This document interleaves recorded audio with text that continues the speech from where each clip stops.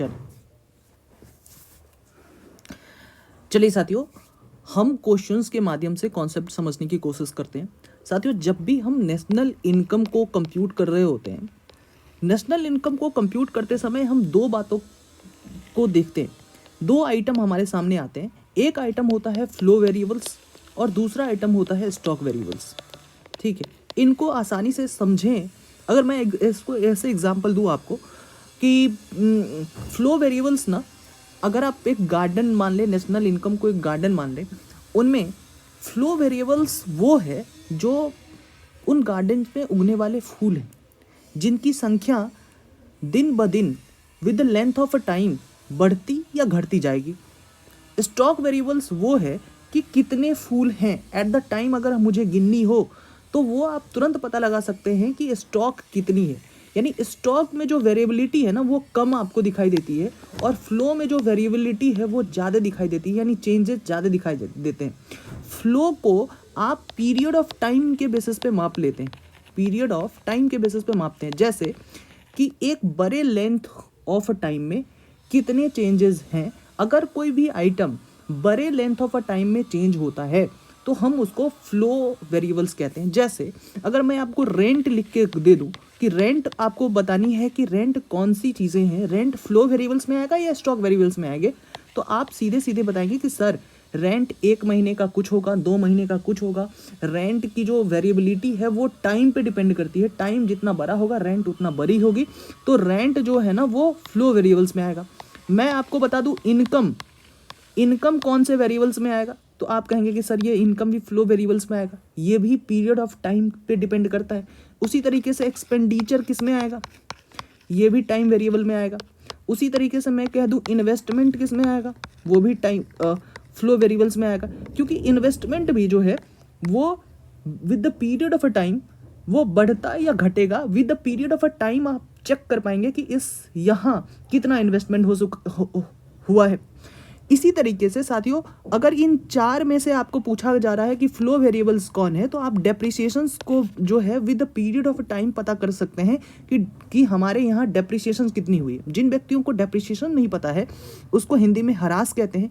इनका कहने का मतलब ये होता है कि जब कोई आप फिक्स एसेट्स खरीदते हैं, जब भी कोई बड़ी आइटम मशीन आपने इंडस्ट्री के लिए खरीदी, तो उन मशीनों की जो कीमत आज है वो धीरे धीरे वो कीमत में घटाव होगा। तो जो कीमत में घटाव होगा, जिन कीमतों में कमी होगी, उन्हीं कीमतों को डेप्रिसिएशन कहा जाता है। ठीक है, तो depreciation is basically the reduction in the prices of fixed assets. ठीक है, तो ये जो डेप्रिसिएशन है वो the period of a time आप चेक करते हैं। उसी तरीके से इंपोर्ट एक्सपोर्ट भी आप पीरियड ऑफ अ टाइम में चेक करते हैं। तो आपके जो चार हैं वो तो सही हो सकते हैं, यानी 1 और 3, 1 और 4 ये आपके उत्तर होंगे फ्लो वेरिएबल्स के। वहीं जिन व्यक्तियों को स्टॉक वेरिएबल समझनी है, स्टॉक वेरिएबल्स का मतलब ये होता है कि अभी बताओ अभी कितनी है, मतलब कि एट